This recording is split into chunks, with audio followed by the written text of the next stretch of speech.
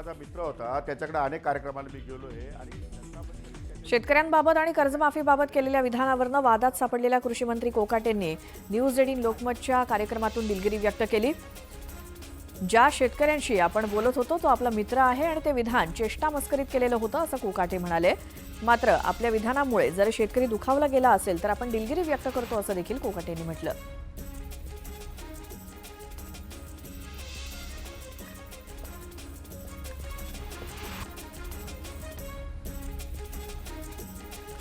शेतकरी कर्जमाफीला महायुती सरकारनं सोयीस्कर बगल दिली आहे, त्यामुळे शेतकरी कर्जमाफी ही पुढच्या निवडणुकीवेळी होईल अशा खोचक टीका राष्ट्रवादी काँग्रेस शरद पवार गटाचे प्रदेशाध्यक्ष जयंत पाटील यांनी महायुती सरकारवर केली आहे। कोल्हापुरात शिवसेनेकडून आभार मेळाव्याचं आयोजन करण्यात आलं होतं। या मेळाव्याला उपमुख्यमंत्री एकनाथ शिंदेंनी उपस्थिती लावली। मेळाव्यातून उपमुख्यमंत्री एकनाथ शिंदेंनी उद्धव ठाकरेंचा महाविकास आघाडीच्या नेत्यांवरती निशाणा साधला, तर शिवसेनेचे खासदार धैर्यशील माने यांनी एकनाथ शिंदे जनतेच्या मनातील मुख्यमंत्री असं वक्तव्य केल्यानं चर्चांना उधाण आलंय। धुळे महानगरपालिकेच्या तिजोरीतनं तब्बल 1,64,00,000 रुपये हडप केल्याचा आरोप शिवसेनेचे नेते अनिल गोटेंनी केला। या विरोधात महापालिका आयुक्तांसह वन अधिकाऱ्यांविरोधात देवपूर पोलीस ठाण्यामध्ये तक्रार दाखल करण्यात आली। बीडच्या परळी येथील मरळवाडीचे सरपंच बापू आंधळे यांच्या खून प्रकरणातील आरोपी महादेव गीते यानं आपल्याला बीडच्या कारागृहात मारहाण होत असल्याचा आरोप केलाय। त्यानंतर आता महादेव गीतेच्या पत्नी मीरा गीते या पोलीस अधीक्षक यांची भेट घेणार असून सीसीटीव्ही फुटेजची मागणी करणार आहेत। प्रेमाच्या जाळ्यात अडकवून आपल्याशी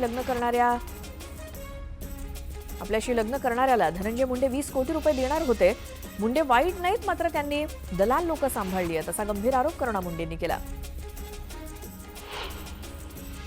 सातारा जिल्ह्यातील 5 तालुक्यांचं कार्यक्षेत्र असलेल्या सह्याद्री साखर कारखान्याच्या निवडणुकीची मतदान प्रक्रिया पार पडली। एकूण 99 मतदान केंद्रावरती मतदान पार पडलं असून 32,205 सभासद मतदारांपैकी 83% मतदारांनी मतदानाचा हक्क बजावला। आता सकाळी 8 वाजल्यापासून मतमोजणीला सुरुवात होईल।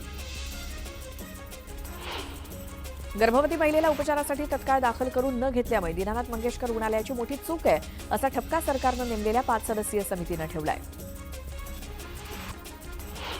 सिल्लोड नगर परिषदेअंतर्गत प्रधानमंत्री आवास योजनेच्या दुसऱ्या टप्प्याचं उद्घाटन करण्यात आलं। यावेळी रमाई घरकुल योजना आणि दिव्यांग लाभार्थ्यांना आमदार अब्दुल सत्तार यांच्या हस्ते धनादेश वाटप करण्यात आलं। राज्यामध्ये नद्यांच्या प्रदूषणाला महापालिका जबाबदार असून ते सर्व घाण पाणी थेट नद्यांमध्ये सोडतात आणि त्यामुळेच नद्यांची अवस्था दिवसेंदिवस वाईट बनत चाललेली असल्याची टीका राज्याचे जलसंपदा मंत्री राधाकृष्ण विखे पाटील यांनी केली। पंढरपूर येथील नियोजित वास्तूचं भूमिपूजन राज्याचे ग्रामविकास आणि पंचायत राज मंत्री तथा जिल्ह्याचे पालकमंत्री जयकुमार गोरे यांच्या हस्ते करण्यात आलं। यावेळी राहण्यासाठी चांगली व्यवस्था उपलब्ध होणार असल्याचं मत पालकमंत्री जयकुमार गोरे यांनी व्यक्त केलं। आज मध्य आणि ट्रान्स हार्बर मार्गावरती मेगा ब्लॉक घेण्यात येणार आहे। अभियांत्रिकी कामांमुळे मध्य रेल्वेवरती माटुंगा ते मुलुंड अप आणि डाऊन धीम्या मार्गावरती सकाळी 11 ते दुपारी 4 वाजेपर्यंत ब्लॉक असेल, तर ट्रान्स हार्बर मार्गावरती ठाणे आणि वाशी नेरूळ दरम्यान सकाळी 11 ते दुपारी 4:10 ब्लॉक असेल। वाढत्या दूध भेसळीला लगाम घालण्यासाठी राज्य सरकारचा पशुसंवर्धन आणि दुग्धविकास विभाग नवा कायदा तयार करणार आहे। विधेयकाचा प्राथमिक मसुदा तयार करण्यात आलाय। आगामी पावसाळी अधिवेशनात हे विधेयक विधिमंडळाच्या मंजुरीसाठी ठेवण्याचे नियोजन आहे। वाढत्या तापमानामुळे राज्यात महिनाभरात 30 जणांना उष्माघाताचा त्रास झाला। राज्यातील 14 जिल्ह्यांमध्ये उष्माघाताच्या रुग्णांची नोंद झाली आहे। बुलढाणा, गडचिरोली आणि परभणी या जिल्ह्यांमध्ये उष्माघाताचे सर्वाधिक प्रत्येकी 4 रुग्ण सापडले। यावर एक मोठी बातमी बघूयात। वक्फ दुरुस्ती विधेयक संसदेच्या दोन्ही सभागृहामध्ये मंजूर झाल्यानंतर आता त्याचं कायद्यामध्ये रूपांतर झालंय। विधेयकाला राष्ट्रपतींनी मान्यता दिली। लोकसभा आणि राज्यसभेत हे विधेयक मंजूर झाल्यानंतर वक्फ दुरुस्ती विधेयक राष्ट्रपतींकडे मंजुरीसाठी पाठवण्यात आलं होतं। राष्ट्रपतींच्या सहीनं वक्फ दुरुस्ती विधेयक आता कायद्यामध्ये रूपांतरित झाल्यामुळे तो संपूर्ण देशात कायदा लागू झालाय। नवीन कायद्याला काँग्रेस आणि AIMIM सोबतच आम आदमी पार्टीनं वेगवेगळ्या याचिकांसह सर्वोच्च न्यायालयात आव्हान दिलंय।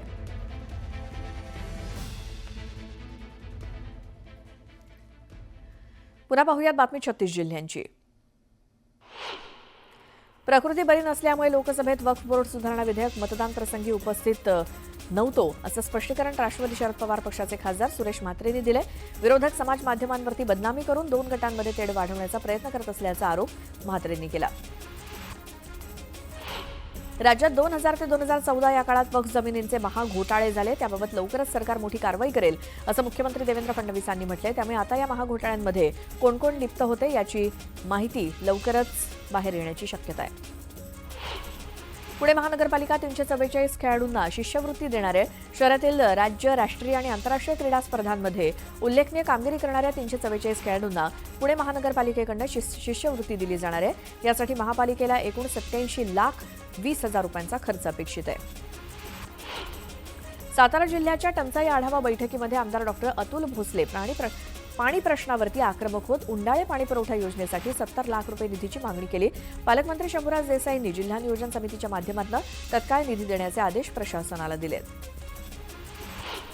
बदलत्या हवामानाचा फटका मासेमारीला बसलाय. मत्स्य दुष्काळामुळे मासेमारी बोटी किनाऱ्यावरती लागल्या आहेत. ढगाळ वातावरणामुळे मासे खोल समुद्रात जात असल्यामुळे मासे मिळणं कठीण होत आहे. समुद्रात मच्छीचा दुष्काळ पडला असून मासे मिळणं कठीण झालंय. मुंबईचे डबेवाले 9 ते 14 एप्रिलपर्यंत 6 दिवसांच्या रजेवरती जाणार आहेत. या कालावधीत ते आपापल्या गावातील यात्रांमध्ये सहभागी होणार आहेत. या दरम्यान डबे पोहोचवण्याची सेवा त्यांनी बंद ठेवली आहे. 15 एप्रिलपासून पुन्हा एकदा डबेवाले मुंबईकरांच्या सेवेत हजर होतील. मात्र ग्राहकांनी या सुटीच्या कालावधीतील पगार कापू नये अशी विनंती मुंबईच्या डबेवाला असोसिएशनचे अध्यक्ष सुभाष तळेकर यांनी केली. मुंबई महापालिकेतील अभियांत्रिकी संवर्गातील दुय्यम अभियंता संवर्गाची ऑनलाईन परीक्षा सुधारित वेळापत्रकानुसार 13 आणि 14 मे रोजी घेतली जाणार आहे असं पालिका प्रशासनाच्या वतीनं कळवण्यात आलंय.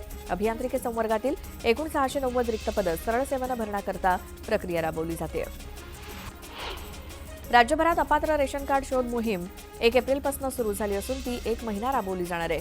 बांगलादेशी घुसखोरांचा कोणत्याही विदेशी नागरिकाला रेशन कार्ड देण्यात आल्याचं आढळल्यास ते रद्द केलं जाईल. वारंवार तक्रारी अर्ज करूनही बेकायदा फेरीवाल्यांचा कायमस्वरूपी बंदोबस्त करण्यात मुंबई महानगरपालिकेला अपयश येत असल्याचं वारंवार सिद्ध होत आहे. रस्ते, फुटपाथ, गृहनिर्माण सोसायट्यांच्या आसपासच्या मोकळ्या जागा आणि सोसायट्यांचे गेट सुद्धा अडवून बसलेल्या फेरीवाल्यांवरती महापालिका कधी कारवाई करणार असा सवाल उपस्थित होतोय. पुण्यातील दीनानाथ मंगेशकर रुग्णालयातील गर्भवती मृत्यूच्या घटनेनंतर आता सरकार सतर्क झालं. या पार्श्वभूमीवर राज्यातील सर्व धर्मादाय रुग्णालयामध्ये नियमांचं पालन केलं जातंय की नाही याची तपासणी, याची पाहणी विशेष मदत कक्षामार्फत करण्यात येणार आहे. तसंच या मोहिमेत धर्मादाय आयुक्त विभागातील अधिकाऱ्यांचा समावेश करण्यात येणार आहे असं विश्वसनीय सूत्रांनी सांगितलं. राज्यातील तरुणांना सरकारी प्रशासकीय कामकाजाचा अनुभव मिळावा या हेतूनं मुख्यमंत्री देवेंद्र फडणवीस यांच्या संकल्पनेतनं मुख्यमंत्री फेलोशिप कार्यक्रम हा पुन्हा सुरू करण्यात आलाय. फडणवीस यांनी शनिवारी एक्सवरनं या कार्यक्रमाची घोषणा केली. राज्यातील 60 तरुणांची या उपक्रमात निवड करण्यात येणार आहे. विना तिकीट प्रवाशांवरती अंकुश ठेवण्यासाठी एसटी महामंडळानं विशेष मोहीम हाती घेतली आहे. गेल्या वर्षभरात 11 लाखांहून अधिक बस फेऱ्यांची तपासणी करत विना तिकीट प्रवास करणाऱ्यांकडनं 18 लाखांचा दंड वसूल करण्यात आलाय. हिंदुस्तान कोका कोला या कंपनीकडे 2,500 कोटी रुपये जीएसटी मागणीवरती उच्च न्यायालयानं अंतरिम स्थगिती दिली आहे. महसूल विभागानं प्रथम दर्शनी करातील तरतुदीचा अन्वयार्थ चुकीचा लावल्याचं निरीक्षण उच्च न्यायालयानं नोंदवलं. तसंच या प्रकरणी महसूल विभागानं जानेवारीमध्ये कंपनीला कारणे दाखवा नोटीस बजावली. रायगड किल्ल्यावरती सुरक्षेच्या दृष्टीनं बसवण्यात आलेले 15 सीसीटीव्ही कॅमेरे गेल्या 5 वर्षांपासून बंद आहेत. दरम्यान 12 एप्रिल रोजी छत्रपती शिवाजी महाराज पुण्यतिथी कार्यक्रमासाठी अमित शहा येणार आहेत. त्यामुळे कार्यक्रमाचा आढावा मान्यवरांकडून घेण्यात आलाय. यावेळी सीसीटीव्ही बंद असल्याची माहिती समोर आली आहे. जेएनपीए आणि दुबई पोर्ट यांच्या 20 वर्षांपासून सुरू असलेल्या 2,653 कोटींच्या रॉयल्टीच्या वादावर तोडगा काढण्यात आलाय. न्यायालयाबाहेर 705 कोटींवरती तोडगा काढण्यात आलाय. गेल्या अनेक वर्षांपासून हा वाद प्रलंबित होता. ठाण्यातील घोडबंदर भागात सध्या मेट्रोचं काम वेगानं सुरू आहे. याचाच एक भाग म्हणून माजिवडा मेट्रो स्टेशन इथे उभारण्यात आलेल्या मेट्रो स्टेशनवरती 5 एप्रिल ते 20 एप्रिल दरम्यान छत उभारणीचं काम केलं जाणार आहे. या काळात इथल्या वाहतुकीमध्ये बदल केले जातील. अवकाळी पावसाचा गारपिटीचा फेरा संपत असतानाच आता हवामान खात्यानं तापमान वाढीचा इशारा दिलाय. पुढच्या 48 तासात उत्तर महाराष्ट्रातील काही भागात कमाल तापमान 40 अंशांपेक्षा जास्त नोंदवलं जाईल अशी शक्यता हवामान विभागानं वर्तवली आहे. नंदुरबार, जळगाव, पुणे, धुळे आणि नाशिकसह लगतच्या नागरिकांनी काळजी घ्यावी असं आवाहन हवामान विभागानं केलंय. देशातील शेतकऱ्याला शेतीतून दरमहा 3,798 रुपयांची कमाई होत असल्याची माहिती सरकारनं लोकसभेत दिली. तर महाराष्ट्रातील शेतकऱ्याला शेतीतून 4,747 रुपये उत्पन्न मिळतंय आणि केंद्र सरकार शेतकऱ्यांचं उत्पन्न दुप्पट करण्यासाठी कटिबद्ध असल्याचा पुनरुच्चार कृषी राज्यमंत्री भगीरथ चौधरींनी केलाय. सुवर्ण बाजारात सलग दुसऱ्या दिवशी शनिवारी मोठी घसरण झाली. चांदीचे भाव 3,800 रुपयांनी कमी होऊन 90,000 रुपये प्रति किलोवरती आले आहे. दुसरीकडे सोन्याच्या भावात सुद्धा 1,100 रुपयांची घसरण झाल्यानं सोन्याचा भाव 89,500 रुपये प्रति तोळ्यावरती आलाय. सणासुदीचे दिवस आणि उन्हाळा यामुळे मोगऱ्यासह अन्य फुलांचे भाव वाढलेत. लग्न सराईत महिला विशेषतः मोगऱ्याचे गजरे माळताना दिसतात. वाढत्या मागणीमुळे मोगऱ्याचे दर सध्या 800 रुपये प्रति किलोपर्यंत वाढलेत. ते आणखी वाढण्याची शक्यता आहे. समाज कल्याण न्यासाचे संस्थापक अध्यक्ष सोनिया पाटील यांच्या सामाजिक कार्याची दखल घेत पुण्यश्लोक अहिल्यादेवी होळकर धर्मपीठाच्या वतीनं देण्यात येणारा पुण्यश्लोक अहिल्यादेवी होळकर राष्ट्रीय पुरस्कार 2024 सामाजिक पुरस्कार जाहीर झालेला आहे. तेलंगणाचे राज्यपाल जिष्णुदेव वर्मा, पुण्यश्लोक अहिल्यादेवी होळकर यांचे वंशज तथा महाराष्ट्र विधान परिषदेचे सभापती राम शिंदे यांच्या हस्ते 10 एप्रिल रोजी प्रदान करण्यात येणार आहे. नागपुरातील पोद्दारेश्वर राम मंदिरात निघणाऱ्या शोभायात्रेच्या मार्गावर आता पोलिसांची नजर असणार आहे. ड्रोनच्या माध्यमातून या शोभायात्रांवरती करडी नजर ठेवली जाणार आहे. यावेळी अग्निशमन यंत्रणा सुद्धा तैनात असेल.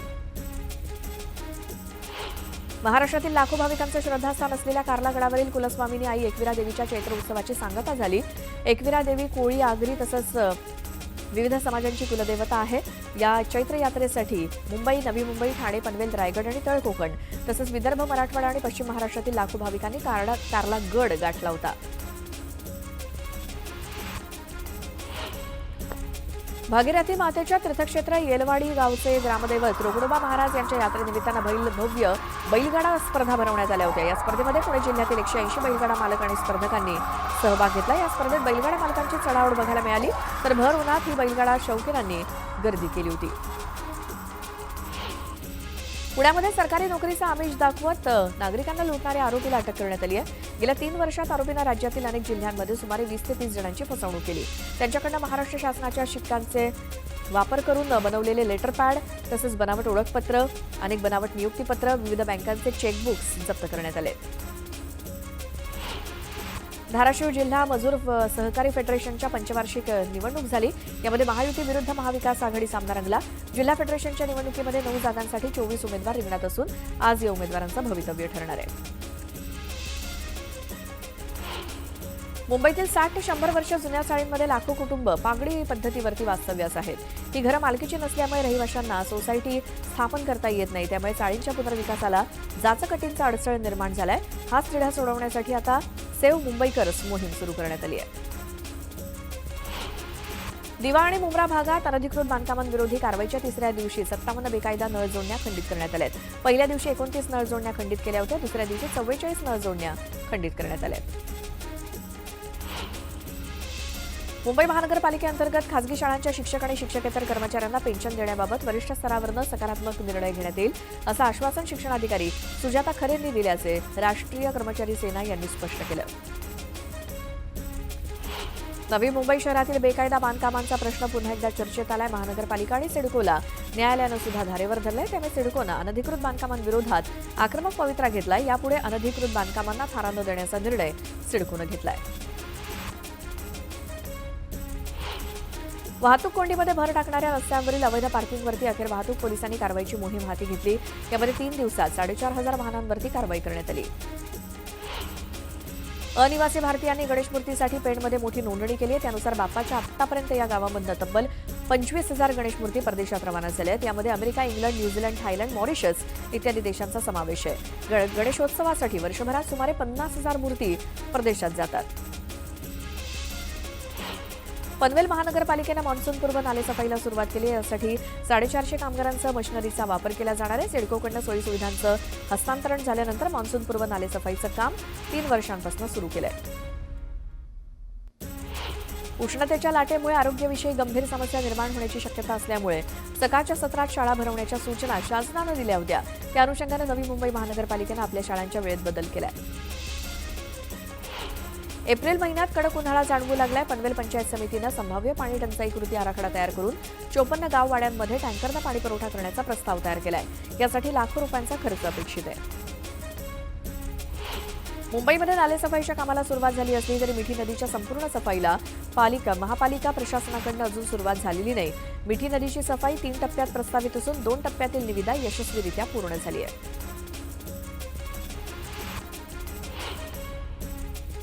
संपूर्ण देशभर आज रामनवमीचा उत्सव साजरा केला जातोय. साईबाबांच्या शिर्डीत सुद्धा मोठ्या भक्तिमय वातावरणात पारंपरिक पद्धतीनं राम जन्मोत्सव साजरा करण्यात येतोय. साईबाबांच्या शिर्डीमध्ये 114वा रामनवमी उत्सव साजरा होतोय. 3 दिवसीय उत्सवाचा आज दुसरा मुख्य दिवस आहे. दिवसभर विविध धार्मिक कार्यक्रम आयोजित करण्यात आलेत आणि साई मंदिर आकर्षक विद्युत रोषणाईनं नटलं असून भक्तांच्या स्वागतासाठी उभारलेली कमान आकर्षक ठरतीये. पहाटे साईबाबांच्या काकड आरतीनंतर साईबाबांच्या पादुकांची मिरवणूक काढण्यात आली आणि दिवसभर आज विविध धार्मिक कार्यक्रम पार पडणार असून दुपारी 12 वाजता राम जन्मोत्सव साजरा होणार आहे. राज्यभरातून शेकडो पायी पालख्या शिर्डीमध्ये दाखल झाल्या असून लाखो साई भक्त दर्शनासाठी येण्याचा अंदाज आहे. साई मंदिर आकर्षक फुलांनी आणि विद्युत रोषणाईनं नटलं असून भक्तांच्या स्वागतासाठी आकर्षक अशी कमान उभारण्यात आली आहे.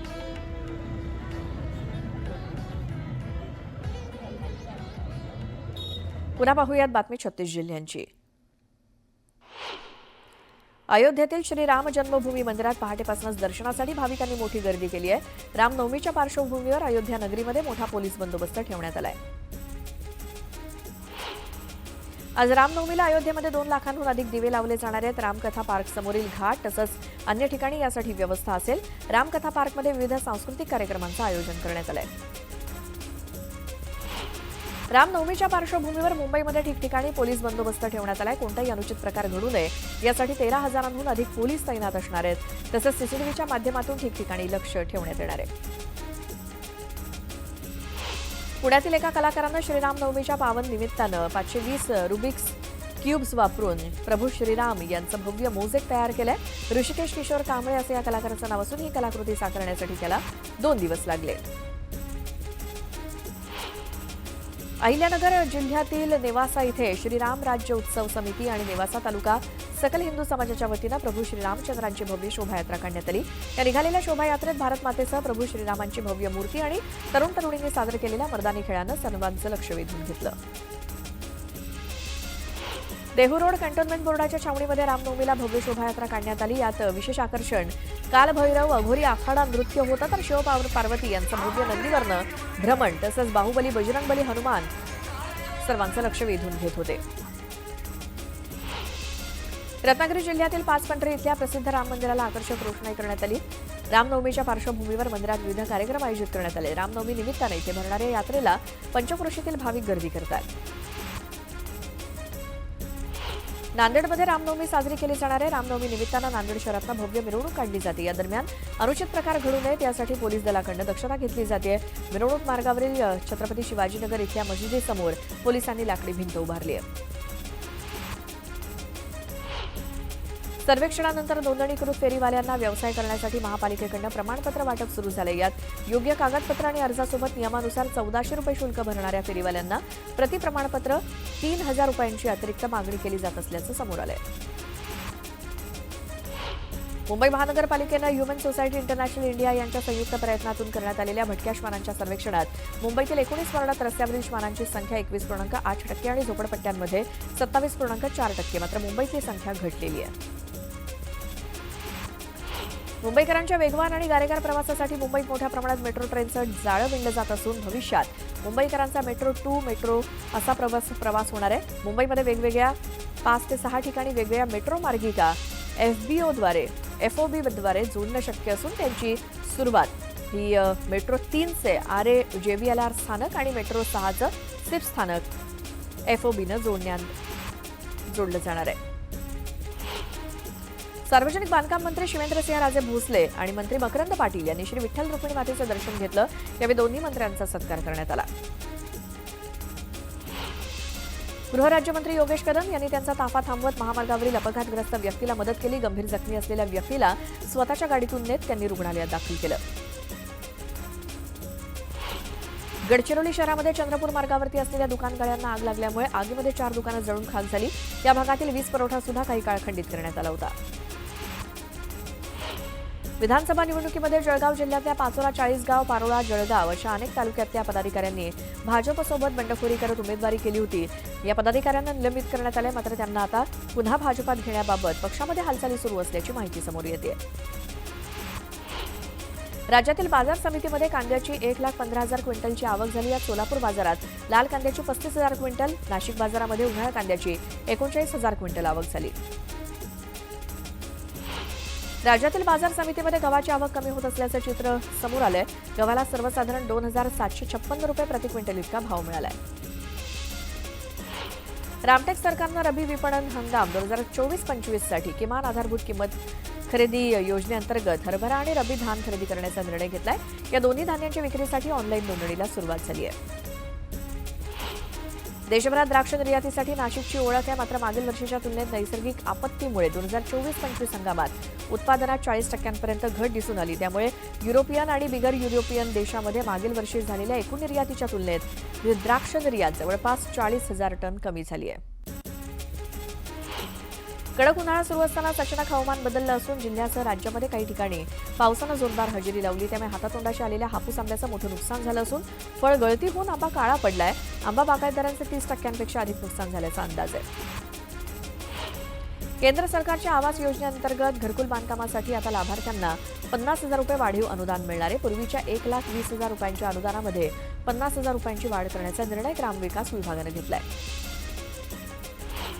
रेल्वेमध्ये नोकरी करण्याचं स्वप्न पाहणाऱ्या तरुणांसाठी महत्त्वाची बातमी समोर आली आहे. रेल्वे भरती बोर्डानं असिस्टंट लोको पायलटच्या पदांसाठी भरती करण्याची तयारी पूर्ण केली आहे. यावेळी एकूण 9,900 पदांसाठी भरती होणार आहे. त्यामुळे हजारो तरुणांना नोकरीची सुवर्ण संधी मिळणार आहे. रायगडमधील केळसपाणी घटना समोर आली. महिलांच्या अंतर्वस्त्रांची चोरी करत एका बंद मोडक्या घरात त्यानं सर्व कपडे साठवून ठेवले होते. अचानक कपडे चोरीला जात असल्यामुळे महिलांनी शोध घेतल्यानंतर सीसीटीव्हीतल्या फुटेजमुळे ही सगळी घटना उघडकीस आली आहे. या प्रकरणी पोलीस ठाण्यात गुन्हा दाखल झालाय. जळगावात ललित कला भवन इथे राष्ट्रीय श्रमिक आघाडी संघटनेचे अध्यक्ष यशवंत भोसले यांच्या उपस्थितीत कामगारांच्या मेळाव्याचं आयोजन करण्यात आलं. कामगारांच्या समस्या सोडवण्यासाठी यशवंत भोसले मार्गदर्शन करणार आहेत. जलवाहिनीच्या कामकाजामुळे वांद्रे कुर्ला संकुल परिसरातील पाणीपुरवठा मंगळवारी 8 एप्रिलला 2.5 तासांसाठी खंडित करण्यात येणार आहे. तर खबरदारीचा उपाय म्हणून पुढील 4 ते 5 दिवस पाणी गाळून तसंच उकळून पिण्याचं आवाहन मुंबई महानगरपालिकेच्या वतीनं करण्यात आलंय. बुलढाणा जिल्ह्याच्या शेगावात सुद्धा संत गजानन महाराजांच्या मंदिरात भाविकांनी गर्दी केली. मंदिरात रामनवमी निमित्तानं मोठा पालखी सोहळा रंगणार आहे. या पालखी सोहळ्यात सहभागी होण्यासाठी महाराष्ट्रातच नव्हे तर देशभरातून मोठ्या संख्येनं भाविक संतनगरी शेगावात दाखल झाले. शेतीबरोबरच शेतीपूरक व्यवसायातनं उत्पन्न वाढवण्यासाठी खादी आणि ग्रामोद्योग महामंडळाच्या माध्यमातून विविध योजना राबवल्या जातात. त्यात मधुमक्षिका पालन, मधमाशांचं संवर्धन यासाठी मधाचं गाव ही योजना राबवली जाते. पण या योजनेला थंड प्रतिसाद मिळतोय. मावळमधील गहुंजे साईनगरामध्ये कचरा वाहतूक करणाऱ्या डंपरखाली येऊन एका वृद्धाचा जागीच मृत्यू झाला. यानंतर नागरिकांनी डंपर चालकाचा चोप देऊन पोलिसांच्या हाती दिलं. पुण्यातील महिलेच्या मृत्यू प्रकरणी चौकशी अहवालानुसार कारवाई होणार असल्याची माहिती मुख्यमंत्री देवेंद्र फडणवीस यांनी दिली. मृत महिलेच्या दोन्ही अपत्यांच्या खर्चाची जबाबदारी सरकार घेणार असल्याचं मुख्यमंत्र्यांनी एक्स पोस्टवरून स्पष्ट केलं. पोलिसांनी भिसे कुटुंबियांचा जबाब नोंदवून घेतला. घैसास डॉक्टरांवरती कारवाई करून परवाना रद्द करण्याची मागणी भिसे कुटुंबियांनी केली. तर देवेंद्र फडणवीसांनी न्याय देण्याचं आश्वासन दिल्याचं भिसे कुटुंबियांनी सांगितलं. सिंधुदुर्ग जिल्ह्यामध्ये जोरदार वादळी वाऱ्यासह विजेच्या लखलखाट आणि कडकडाटासह जोरदार पावसानं हजेरी लावली. उकाड्यानं हैराण झालेल्या नागरिकांना काहीसा पावसाच्या या सरींमुळे गारवा वातावरणात आल्यामुळे दिलासा मिळाला.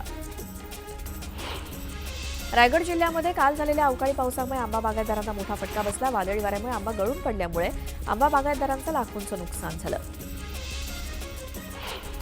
धुळे जिल्ह्यामध्ये अवकाळी पावसामुळे सुमारे 3,000 हेक्टरपेक्षा अधिक क्षेत्रावरच्या पिकांना फटका बसलाय. शेतकऱ्यांच्या हातातोंडाशी आलेला घास निसर्गानं हिरावून घेतल्यामुळे शेतकरी हवालदिल झालाय. दरम्यान पीक नुकसानीचे पंचनामे पूर्ण झाल्यानंतर हा अहवाल केंद्राकडे पाठवून नुकसान भरपाई दिली जाईल असं आश्वासन कृषी विभागाच्या वतीनं देण्यात आलं.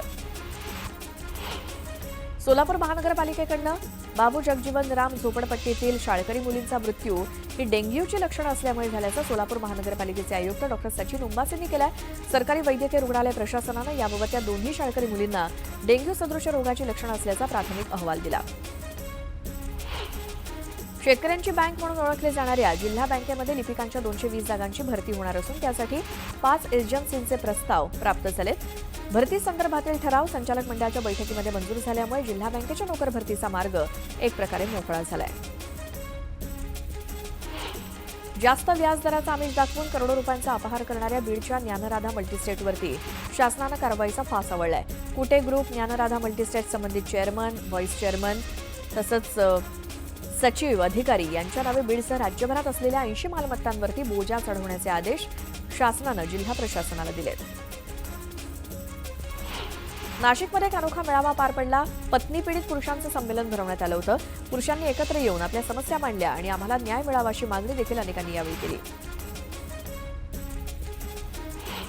अहिल्यानगर जिल्ह्यातील वरखेड इथे देवी मंदिर ट्रस्टच्या मनमानी कारभाराविरोधात लहुजी शक्ती सेनेनं रास्तारोको आंदोलन केलं. नेवासे इथे रास्तारोको करत निषेध नोंदवण्यात आला. मनमानी कारभार करणाऱ्या ट्रस्टी आणि अधिकाऱ्यांना हटवावं अशी मागणी आंदोलकांनी केली.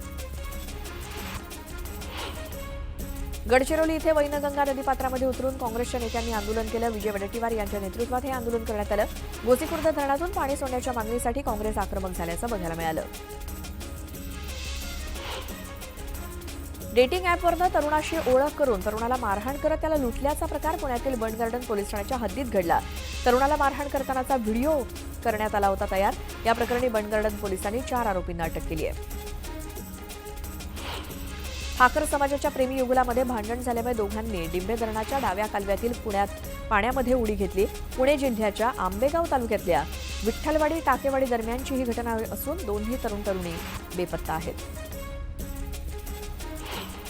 दिल्लीमध्ये केंद्रातील मोदी सरकारची आयुष्मान भारत योजना सुरू झाली. या योजनेमुळे आता दिल्लीमध्ये पात्र कुटुंबांना 10 लाख रुपयांपर्यंत मोफत उपचार मिळणार आहेत. त्यात केंद्र सरकार आणि दिल्ली सरकारचा प्रत्येकी 5 लाख रुपयांचा वाटा असेल. आग्रा